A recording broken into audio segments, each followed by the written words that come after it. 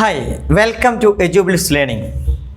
ഈ വർഷത്തെ NCT exam എഴുതി ഒരുപാട് സംശയങ്ങളുമായിട്ടാണ് നമ്മുടെ വിദ്യാർത്ഥികൾ ഇന്ന് നിൽക്കുന്നത്. കാരണം ഞങ്ങളുടെ ഇൻസ്റ്റഗ്രാമിലൂടെയും യൂട്യൂബ് ചാനലിൻ്റെ കമൻറ്റ് ബോക്സിലും വാട്സപ്പിലൂടെയും കോൾ ചെയ്തും ഒരുപാട് ആളുകൾ കോണ്ടാക്റ്റ് ചെയ്തിട്ടുണ്ട്.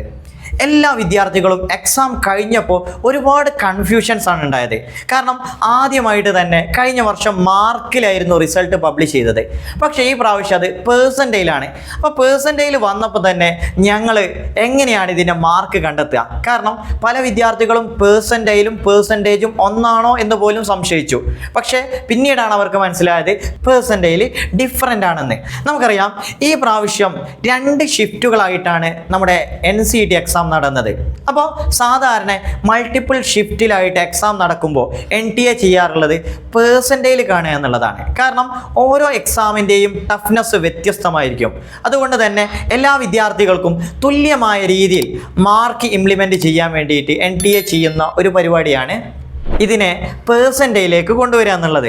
അപ്പോൾ നിങ്ങളുടെ ഷിഫ്റ്റിൽ ഒരു സബ്ജക്റ്റ് എത്ര പേര് എഴുതിയിട്ടുണ്ട്, ആ സബ്ജക്റ്റിൽ നിങ്ങൾക്ക് എത്ര മാർക്കുണ്ട്, അതല്ലെങ്കിൽ നിങ്ങളുടെ പിറകിൽ എത്ര പേരാണ്, നിങ്ങൾക്ക് മുമ്പിൽ എത്ര പേരുണ്ട് തുടങ്ങിയ കാര്യങ്ങൾ മനസ്സിലാക്കാൻ നമുക്ക് പേഴ്സൻറ്റേജിൽ സാധിക്കും. അതായത് നമുക്ക് 2 ലാംഗ്വേജ് ഉണ്ടാവും, ഒരു ടീച്ചിങ് ആപ്റ്റിറ്റ്യൂഡ് ഉണ്ട്, ജനറൽ ടെസ്റ്റ് ഉണ്ട്, 3 ഡൊമൈൻ സബ്ജക്റ്റുകളുണ്ട്. അപ്പോൾ ഓരോന്നിലും ഡിഫറെൻറ്റ് പേഴ്സൻറ്റേജിൽ കാണാം. അപ്പോൾ ഒരു ടോപ്പിക്കിൽ ഇപ്പോൾ ടീച്ചിങ് ആപ്റ്റിറ്റ്യൂഡ് ആണെങ്കിൽ അതിൽ നിങ്ങൾക്ക് 90% കിട്ടിയതെങ്കിൽ, നിങ്ങളുടെ പേഴ്സൻറ്റേജിൽ 90 ആണെങ്കിൽ നിങ്ങളുടെ മുമ്പിൽ വെറും 10% ആളുകൾ മാത്രമേ ഉള്ളൂ എന്ന് മനസ്സിലാക്കാം. അപ്പോൾ നിങ്ങൾക്ക് പേഴ്സൻറ്റേജിലൂടെ നിങ്ങളുടെ സ്ഥാനം, ആ എക്സാമിൽ നിങ്ങളുടെ സ്ഥാനം എത്രയാണെന്ന് മനസ്സിലാക്കാൻ പറ്റും. അതിനുവേണ്ടിയാണ് പേഴ്സൻറ്റേജിൽ ഈ പ്രാവശ്യം കൊണ്ടുവന്നിട്ടുള്ളത്. പക്ഷേ പേഴ്സൻറ്റേജിൽ വന്നപ്പോൾ വിദ്യാർത്ഥികൾക്ക് ഭയങ്കര കൺഫ്യൂഷൻ.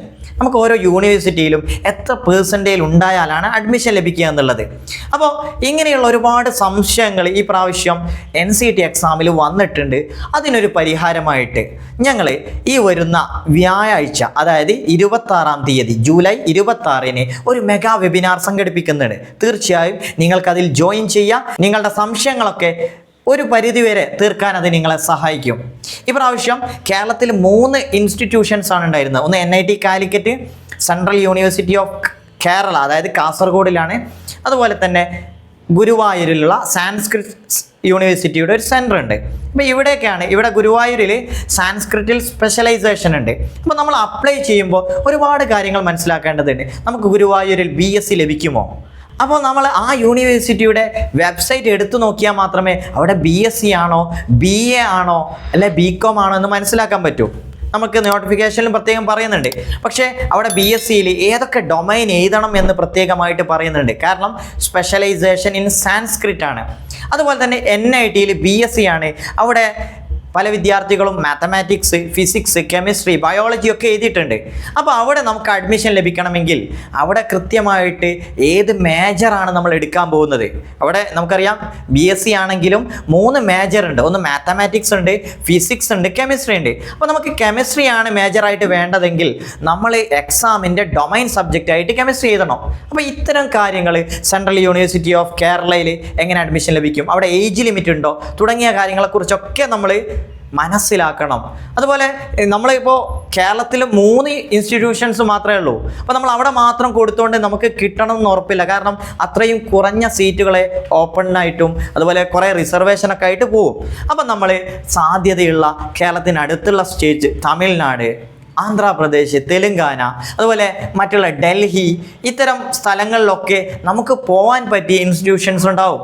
തീർച്ചയായും അവിടെയുള്ള സാധ്യതകൾ, അവിടെ നമുക്ക് ഏതൊക്കെ ഡൊമൈൻസ് എഴുതിയാൽ ലഭിക്കും തുടങ്ങിയ കാര്യങ്ങളൊക്കെ മനസ്സിലാക്കാം. പിന്നെ നമുക്കറിയാം നമുക്കൊരു ഡിഗ്രിയാണ് ലഭിക്കുന്നത്, അതിനു കൂടെ BEd ലഭിക്കുന്നു. അതും ഇന്ത്യയിലെ പ്രീമിയർ ഇൻസ്റ്റിറ്റ്യൂട്ടുകളായ NIT, IITകളിൽ നിന്നൊക്കെ പഠിച്ചെടുക്കാൻ സാധിക്കുക എന്നുള്ളതാണ് NCTയുടെ മെച്ചം. അതുകൊണ്ട് നമ്മൾ അപ്ലിക്കേഷൻ കൊടുക്കുമ്പോൾ വളരെ ശ്രദ്ധയോടെ കൊടുക്കുക. അവിടെയുള്ള ഫീ നമുക്ക് അഫോർഡബിൾ ആയിട്ട് ഉള്ളതാണോ, നമുക്കത് താങ്ങാൻ പറ്റുന്നതാണെങ്കിൽ അവിടെ നിങ്ങൾക്ക് അപ്ലൈ ചെയ്യുന്നതിന് കുഴപ്പമില്ല. കാരണം ചില ഇൻസ്റ്റിറ്റ്യൂഷൻസിലൊക്കെ ഫീ കുറച്ച് അധികമായിരിക്കും. സ്വാഭാവികമായിട്ട് അത് അഫോർഡ് ചെയ്യാൻ പറ്റാത്തവർ ആ യൂണിവേഴ്സിറ്റിയിലോ ആ ഇൻസ്റ്റിറ്റ്യൂഷൻസിലോ പോവേണ്ടതില്ല. അപ്പോൾ അതൊക്കെ മനസ്സിലാക്കിയിട്ട് വേണം ഈ പ്രാവശ്യം അപ്ലൈ ചെയ്യാൻ. അതുകൊണ്ട് തന്നെ 26-ാം തീയതി നടക്കുന്ന വെബിനാർ തീർച്ചയായും നല്ലൊരു ചാൻസ് ആയിരിക്കും. അതിൽ മറക്കാതെ പങ്കെടുക്കുക. അതിൻ്റെ ലിങ്ക് നമ്മൾ ഡിസ്ക്രിപ്ഷൻ ബോക്സിൽ നൽകുന്നതാണ്. മറക്കരുത്. 26-ാം തീയതി വ്യാഴാഴ്ച വൈകിട്ട് 7:30 സോ നമുക്ക് ഈ വീഡിയോ ഇവിടെ വൈൻഡപ്പ് ചെയ്യാം. താങ്ക്